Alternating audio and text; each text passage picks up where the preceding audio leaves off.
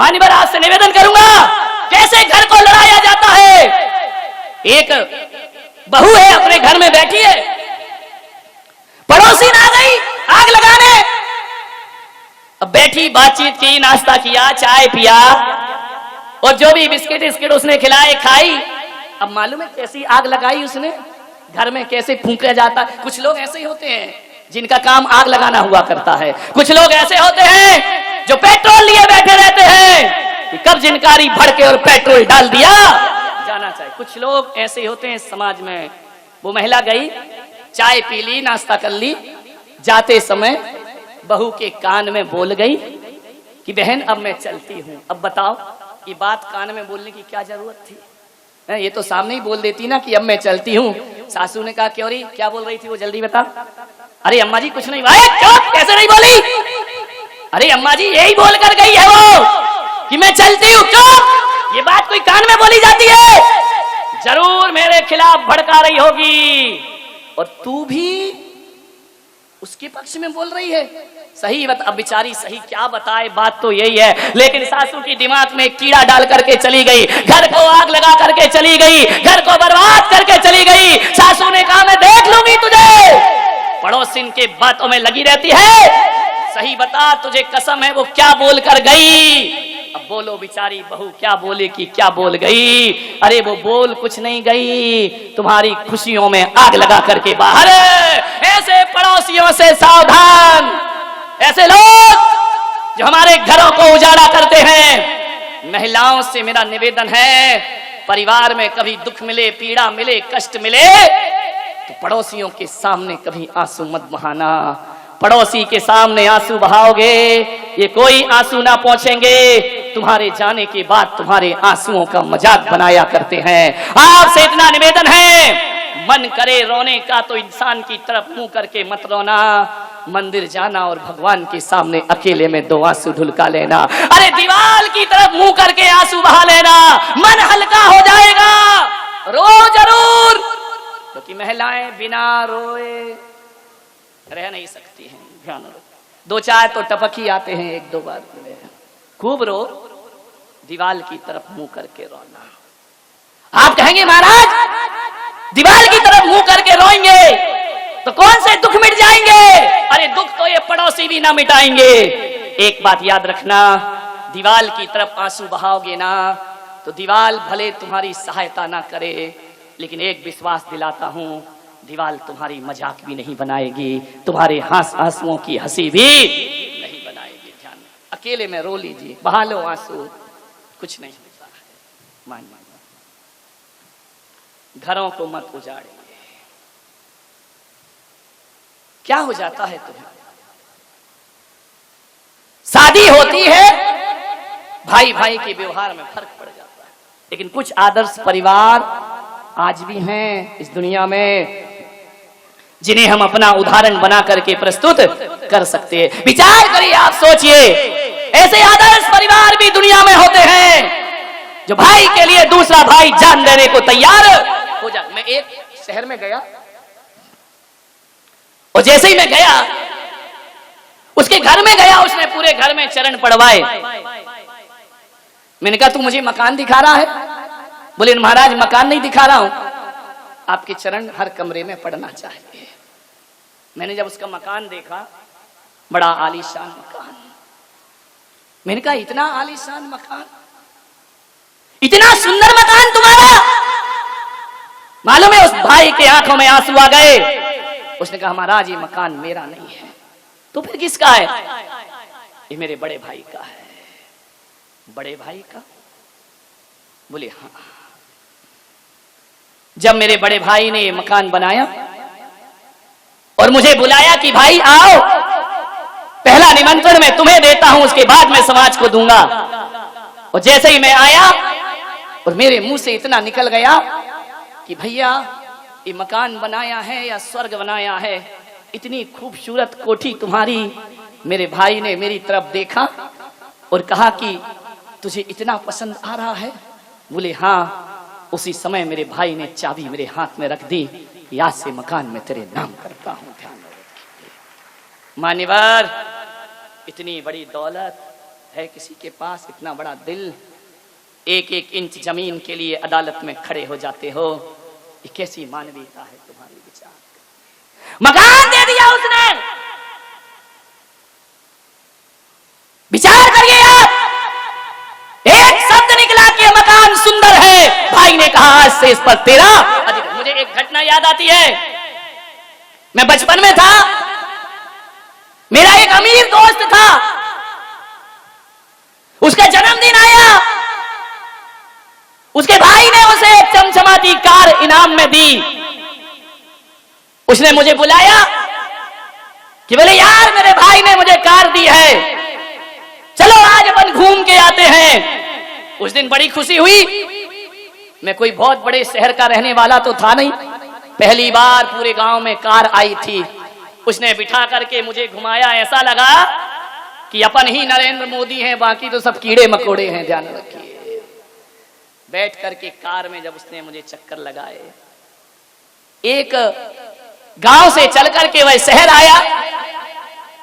मेरे गांव के पास जबलपुर एक शहर है, एक रेस्टोरेंट में उसने कहा कि चलो कुछ खाते हैं। घबराना मत, मैं उस समय महाराज नहीं था, उस समय तो सब खाता पीता था, ध्यान रखिए। चलो कुछ खाते हैं। एक रेस्टोरेंट के सामने उसने गाड़ी खड़ी की। एक बच्चा गरीब, मैं देख रहा हूं कि वह आता है, जैसे बच्चों की आदत होती है, कार में धूल जम जाती है ना, तो उस पे अपना नाम लिख देते हैं उंगली से। उस बच्चे ने अपना नाम लिखा और जैसे ही हम दोनों उस कार के पास गए, बच्चा घबरा गया। मैंने कहा भाग मत, ये बता तूने इस पे नाम लिखा। बड़ी हसरत से देखा उसने उस कार को। मैंने कहा कार तुझे बड़ी पसंद आ रही है, बड़ी बहुत सुंदर कार है, किसने दी? मेरे दोस्त ने कहा कि मेरा जन्मदिन है, मेरे बड़े भाई ने मुझे कार दी है। तो जानते हो उस बच्चे के मुंह से निकला कि काश, इतना कहा और रुक गया। मैं समझा कि शायद बच्चा कह रहा है कि काश मेरा भी कोई ऐसा भाई होता जो मुझे कार प्रदान करता। मैंने उस बच्चे से कहा घूमोगे इस कार में बैठकर? बोले आप घुमाएंगे? मैंने कहा बिल्कुल। पूरे शहर का एक चक्कर लगाया। लगाने के बाद बच्चा इतना खुश, इतना खुश। मैंने कहा अब उतर जाओ। मालूम उस बच्चे ने कहा कि मेरे घर तक छोड़ दोगे? अरे मुझे लगा ये बच्चा बड़ा गड़बड़ है, घर तक छोड़ दोगे, घर जाएगा, अपने मोहल्ले में बड़ी सेखी बघारेगा, कालर ऊंची करेगा, हम इतनी बड़ी कार में बैठ करके आए हैं। मैंने दोस्त की तरफ देखा, दोस्त ने कहा चलो छोड़ दो, घर क्या बिगड़ता है, आज ही तो कार खरीदी है। जैसे ही घर पर गए, उसने कहा एक झोपड़ी में रहता था, उसने कहा यहाँ कार रोक दो। उसने कहा भाई साहब 2 मिनट इंतजार कर लो, मैं अपने भाई को लाना चाहता हूँ। मैंने कहा हाँ बेटा, जा भाई को शान दिखा दे कि मेरी बड़े बड़े लोगों से दोस्ती हो गई है। बोले 2 मिनट रुकिए प्लीज। 2 मिनट रुके। ऐसी घटना घटी कि वह जैसे भीतर गया और अपने छोटे भाई को, जिसके दोनों पैर नहीं थे, गोद में उठा करके लाया। और गोद में उठाकर जैसे ही लाया, छोटे भाई ने देखा कि भैया तुम इस कार में बैठकर आए हो, ये किसकी कार है? बोले देख वो जो सामने 2 खड़े हुए हैं, एक के भाई ने कार दी है। मैं सुन रहा था कि ये क्या कह रहा है। मालूम है उस भाई ने अपने अपाहिज भाई से क्या कहा कि भैया देख, एक दिन मैं भी पैसा कमाऊंगा और तेरे लिए ऐसी कार ला करके तुझे प्रदान करूंगा, फिर अपन दोनों बड़े मजे से एक खूबसूरत दुनिया देखेंगे, अपन दोनों घूमेंगे इस शहर में, तू चिंता मत कर भाई, मैं कमाई करूंगा, जैसे भी होगा। हे भगवान, इतना सामर्थ्य प्रदान कर कि इसके भाई की तरह मैं भी अपने छोटे भाई को एक कार प्रदान कर। विचार करिए आप। उसने ये नहीं कहा कि मुझे ऐसी कार मिल जाए, उसने तो ये कहा कि ऐसी कार मिल जाए तो मैं भी अपने भाई को अपने हाथों से गिफ्ट कर सकूं। सोचिए। और आज आपका जीवन क्या है? आपके पास स्कूटर है, यदि बड़ा भाई कार ले आता है तो इंजन उतना नहीं जलता जितनी तुम्हारी छाती जला करती है। ले आया कार, बेईमानी की कमाई है, नंबर 2 की कमाई है। ये सारी गालियां तब निकलती हैं जब आदमी अपने आप से और किस्मत से हारा हुआ होता है। ध्यान रखिए, आपके पास यदि सामर्थ्य ना हो तो गाली निकलेंगी। ध्यान रखिए, जो आदमी जितनी गाली बकता है, जो आदमी जितना जोर से चीख करके बात करता है, वो भीतर से उतना ही पुरुषार्थहीन आदमी हुआ करता है। वो भीतर से उतना ही खाली होता है, उतना ही रिक्त हुआ करता है, उतना ही भयभीत हुआ करता है। ध्यान रखिए। कहा क्यों गालियां दी एक भाई को? तुम कार नहीं ला पा रहे हो तो भाई की कार बेईमानी की हो गई, और तुम ले आते तो ईमानदारी की हो जाती। ये भाई के फर्ज नहीं होते हैं। एक भाई का फर्ज याद दिला रहा हूं कि आपको तो ये सोचना चाहिए, अरे खुश होकर के जाके भाई के पैर छूना चाहिए कि वाह रे भाई, तू कार लेकर के आया, कम से कम इस मोहल्ले में एक कार तो आई। यदि प्रेम के व्यवहार रखोगे तो कभी बीमार पड़ोगे तो ये सोच लेना कि इतना तो मेरा भाई है कि बीमार पड़ूंगा तो एक कार में मुझे अस्पताल तक तो जरूर छोड़ेगा। ये खुशी नहीं मनाते हो, तुम अपने भीतर जलन पैदा करते हो, ईर्ष्या पैदा कर। अरे खुश होना चाहिए। अरे भाई के घर कार आई तो लगना चाहिए अपने ही घर में कार आ गई। इतना अपनापन अपने भीतर पैदा करो। हम तो उस देश के लोग हैं कि पड़ोस में अभी सहनाई बजती है किसी बेटी की शादी की तो हमारे दिल झंकृत हो जाया करते हैं। पड़ोस में यदि खुशियां मनाई जाती है तो हम भी उनकी खुशियों में शामिल हैं। फिर क्या बात है कि भाई की खुशी बर्दाश्त नहीं होती है, पड़ोसियों की खुशियां बर्दाश्त हो जाया करती हैं। अरे खुश होना चाहिए। एक भाई तरक्की कर रहा है, अपनी छाती गर्व से चौड़ी हो जाना चाहिए। एक भाई उन्नति कर रहा है, अपना माथा ऊपर उठ जाना चाहिए। मेरे गुरु आचार्य पुष्पचंद सागर जी महाराज एक ऐसे आचार्य हैं, यदि उनका शिष्य प्रभाव ना करता है ना तो वो शिष्य की टांग नहीं खींचते हैं, छाती चौड़ी करके कहते हैं मेरा बेटा है और मेरे महावीर की ध्वज को आकाश में फहरा रहा है। ध्यान, ये सद्गुण होना चाहिए हमारे जीवन में। ध्यान रखिए। एक दूसरे से जलन, एक दूसरे से ईर्ष्या, एक दूसरे से कपट, रंचक दगा बहुत दुखदानी, सुख पावे संतोषी।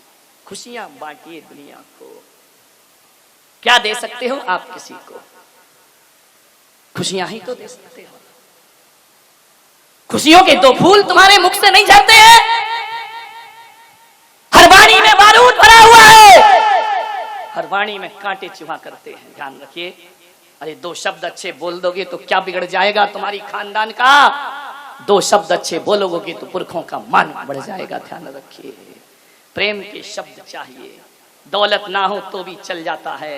मान्यवर, नारी एक संकल्प करे कि मैं किसी भी परिस्थिति में अपने घर को नहीं टूटने दूंगी, अपने घर को नहीं बिखरने दूंगी। लड़ते तो भाई भाई हैं, इल्जाम पत्नी पर आया करता है कि जब से शादी हुई है तब से भाई भाई के दुश्मन। मत लीजिए इल्जाम, उनके अपराध, उनकी लड़ाइयां अपने सिर पर काहे कोई ठीकरा फुड़वाती हो कि जब से बहू आई है बेटा पराया हो गया। नहीं भाई नहीं। आज मैं कमरे में बैठा था, प्रशांत जी मेरे पास आए, उनकी धर्मपत्नी रेणु भी आई, दोनों आए। मैंने कहा आज दोनों आए हो, बताओ आज शादी की सालगिरह है क्या? उनकी पत्नी ने कहा नहीं महाराज। तो मैंने कहा दोनों कैसे आए हो एक साथ? मालूम है उस बहू ने क्या कहा? मैं रोज अपनी सासू के साथ आती हूँ, मैं पति के साथ बहुत कम आती हूँ। मान्यवर सोचिए, जो सासू के साथ आना ज्यादा पसंद करे, पति के साथ कम, वो बहू नहीं होती, घर की लक्ष्मी हुआ करती है। ध्यान विचार करना है आपको। मैं अपनी सासू को पसंद, उनके साथ में ज्यादा आती जाती हूँ। मान्यवर सोचिए, वरना आज तो ये हालात है कि बड़ा भाई भोजन करने आता है तो देवरानी बाहर निकल जाती है, तो देवर आता है तो जिठानी बाहर निकल जाया करती है। आज तो ये हालात है। अरे कभी सिर्फ जिठानी का सिर दुख रहा हो ना तो समझदार देवरानी को कहना चाहिए कि भाभी आप जाकर के सो जाओ, आपके बच्चों को गर्म फुलके बना करके मैं खिलाऊंगी। वो आपके नहीं, वो मेरे ही बच्चे हैं। और एक बात ध्यान रखना, अपने बच्चे को 2 मिनट बाद खिलाना, जेठानी के बच्चे को 2 मिनट पहले खिलाना, कुछ नहीं बिगड़ जाएगा, तुम्हारा बच्चा भूख से मर नहीं जाएगा, तड़प नहीं जाएगा। लेकिन ये छोटी सी बात तुम्हारी इज्जत देवरानी जेठानी के सीने में बढ़ जाएगी, जेठानी के मन में तुम्हारा सम्मान आगे। क्या फर्क पड़ता है, सब्जी तो तुम्हें बनानी है ना। बहुओं से मेरा निवेदन है, क्या करना है, घर को संवारना है ना। तुम्हें मालूम है फ्रिज में अकेली भिंडी है और कुछ नहीं है, आज यही बनेगी। तो तुम्हारी भी खाने की इच्छा यही है, जाके सासू से पूछ लेना, अम्मा जी, मम्मी जी, आज क्या बनाना है। माँ क्या कहेगी, देख ले, जो पड़ा हो वो बना ले। ध्यान रखिए, बिना पूछे भी आप भिंडी बनाती, और पूछ कर भी भिंडी बना रही हैं, पूछ कर बना रही हैं, तो मिर्च मसाले नहीं, भीतर का प्रेम डाला जा रहा है। ध्यान रखिए, इतना सा सब क्या बिगड़ जाएगा अपना। बड़ों से पूछ करके काम कर लीजिए, थोड़ी सी मिठास आ जाएगी। मिर्च मसाले तो उतने ही होंगे, लेकिन पूछने से स्वाद में जायका पैदा हो जाया करता है, स्वाद में ऐसा प्रेम प्रभाव। क्या बिगड़ता है अपना।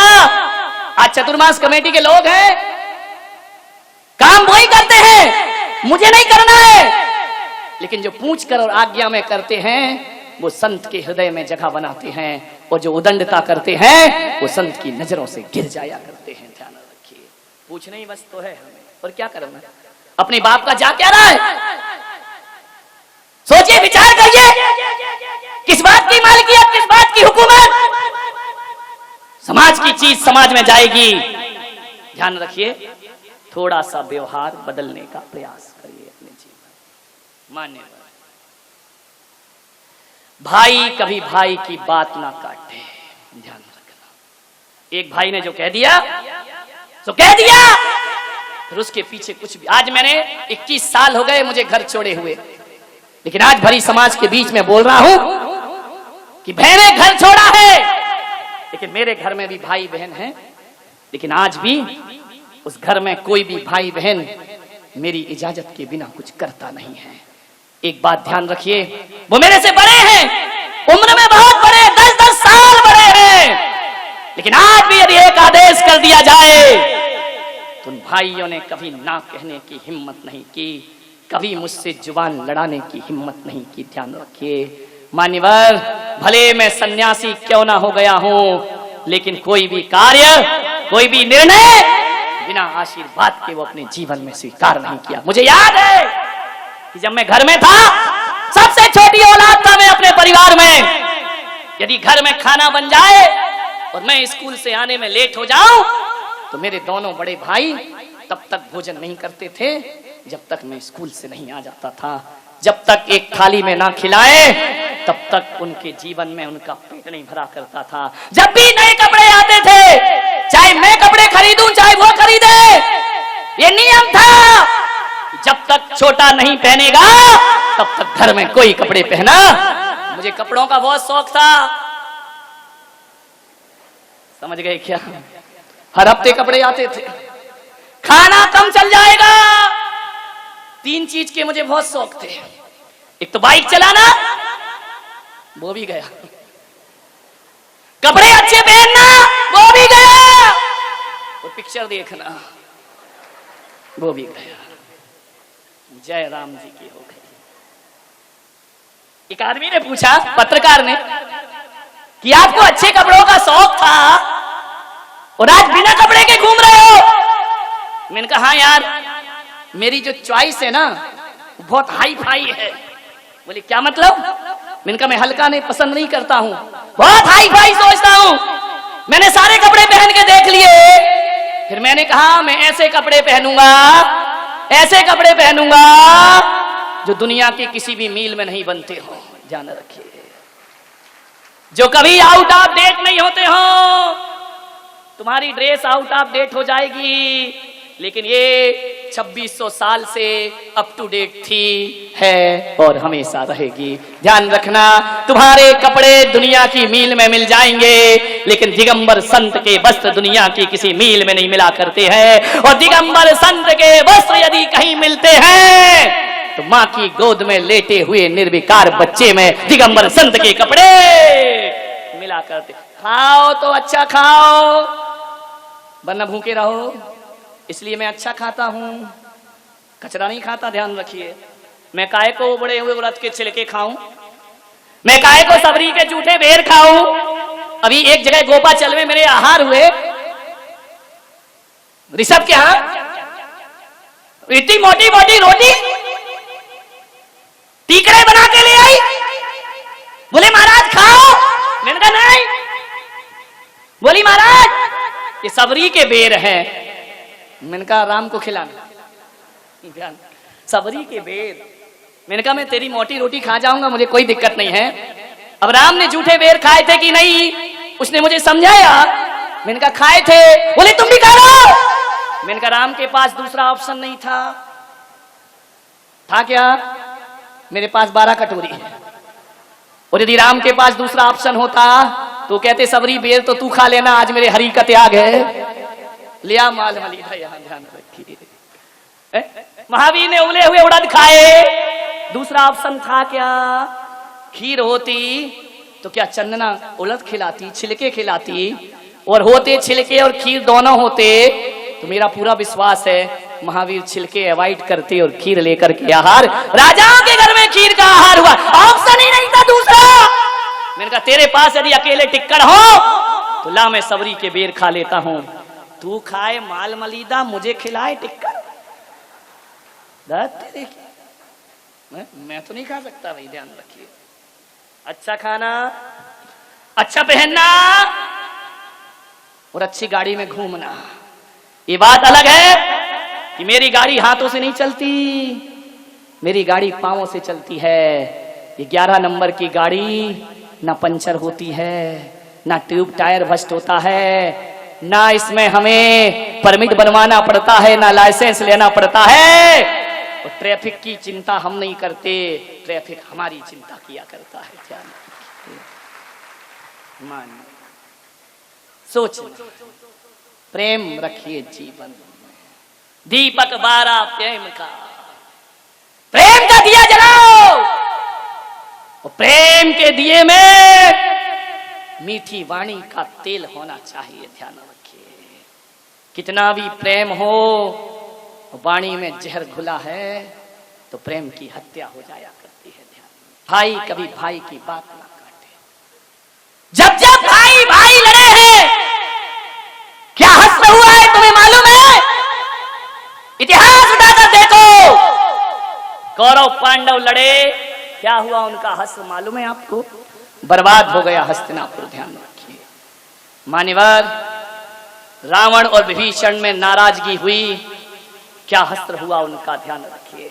ये दोनों सगे भाई थे, रावण और विभीषण सगे भाई थे, दोनों भाई में अनबन होती है, लंका बर्बाद हो जाया करती है। कौरव और पांडव लड़े तो हस्तिनापुर की तबाही हो गई। एक बात ध्यान रखना, जब इस दुनिया में ये तो हो गए पुराने लोग, भरत बाहुबली लड़े, क्या अंजाम हुआ दोनों का? दोनों के हाथ में 6 खंड छूट जाया करते हैं, दोनों संन्यास की धारा में बह जा। भरत बाहुबली का युद्ध आपने देखा है, कौरव पांडव का युद्ध आपने देखा है, रावण और विभीषण के बारे में भी देखा है। और एक बात और याद रखना, ये तो पुराने इतिहास हो गए, लेकिन जब कोई आज के युग में प्रमोद महाजन और प्रवीण महाजन लड़ते हैं तो हश्र क्या होता है वो आप देखा करते हैं। आपके सामने उनका हश्र हुआ है जब कोई मुकेश अंबानी, अनिल अंबानी आपस में झगड़ा करते हैं तो मीडिया के फ्रंट पेज की कवर बन जाया करते हैं। मेरे भाई विचार करिए, ये सगे भाई हैं, विचार करना फिर इतिहास से देकर वर्तमान तक। अरे तुम सगे भाइयों से अच्छे तो वो सौतेले भाई होते हैं जो राम लक्ष्मण और भरत शत्रुघ्न जैसे आपस में जिया करते हैं। राम लक्ष्मण सगे भाई नहीं थे, सौतेली माँ के पुत्र थे। भरत शत्रुघ्न सौतेली माँ के पुत्र थे। नकुल सहदेव सौतेली माँ के पुत्र थे, लेकिन इन्होंने ऐसा परिचय दिया, ये खून और सगे भाई भी वो परिचय दुनिया में स्थापित नहीं कर पाते हैं। भ्रात धर्म निभाया इन्होंने। मालूम है तुम्हें, राम जी को वनवास हुआ, लक्ष्मण दौड़े दौड़े मां सुमित्रा के पास गए। मां सुमित्रा, आंखों में आंसू लक्ष्मण के, मां सुमित्रा कहती है कि भाई बेटा लक्ष्मण, ये बड़ा अनर्थ हो रहा है इस अयोध्या में। राम जी को वनवास दिया जा रहा है 14 वर्ष का। लक्ष्मण ने कहा कि मां, मैं तेरा पुत्र हूं, यदि बड़े भाई को वरदान मिलता है तो छोटे भाई को भी तो कुछ वरदान मिलना चाहिए ना। सुमित्रा ने कहा वरदान मत मांग, इस खानदान में वरदानों की क्या दशा होती है तुझे मालूम है, बस वरदान मत मांग बेटा, तुझे जो मांगना है वो मुझसे मांग ले। मां, मुझे तेरा वरदान चाहिए। हाँ, ये बेटा अपनी मां से भीख मांगता है वरदानों की। सुमित्रा ने कहा कि लक्ष्मण, मां से बेटा भीख मांगे, ये तो बड़ा अनर्थ हो जाएगा। पुत्र बोल, तुझे क्या चाहिए? बोले मां वचन दे। वचनों की क्या जरूरत है पुत्र, रघुकुल रीत सदा चले आई, प्राण जाए पर वचन न जाए, ध्यान रखिए। बोल पुत्र, तुझे क्या चाहिए? मां, एक वरदान दे दे मुझे। बोले क्या? बोले मां, बस एक ही वरदान मुझे चाहिए। वो वरदान इतना कि मेरे भैया के साथ मुझे भी 14 वर्ष के लिए वनवास में विदा कर दे, अपना हाथ मेरे सिर पर रख दे और मुझे आज्ञा दे कि जाओ लक्ष्मण, बड़े भाई को पिता ने वनवास दिया है, छोटे भाई को माता वनवास दिया करती है। जाओ लक्ष्मण जाओ, बस इतना आदेश कर दे मुझे मां, मैं राम के साथ 14 वर्ष वनवास जाना चाहता हूं। सुमित्रा की आंखें भर आई, छलछला गई सुमित्रा, छाती फटी जा रही है। एक तरफ राम का वियोग, इधर लक्ष्मण वरदान मांगता है। सुमित्रा ने लक्ष्मण के शीश पे हाथ रखा और कहा कि लक्ष्मण, आज तूने मेरे दूध की लाज बचा ली है, जा मैं तुझे आदेश देती हूं। आज तूने मेरा गौरव बढ़ा दिया, फिर मैं कह सकती हूं कि मेरी जैसी मां तो हर किसी को मिल जाएगी, लेकिन तेरे जैसा बेटा हर किसी को प्राप्त नहीं हुआ। कभी ऐसा समर्पण किया तुमने कि तुम्हारे माँ बाप भी भगवान से कहे कि इसके जैसा बेटा मुझे हर जन्म में मिलना चाहिए?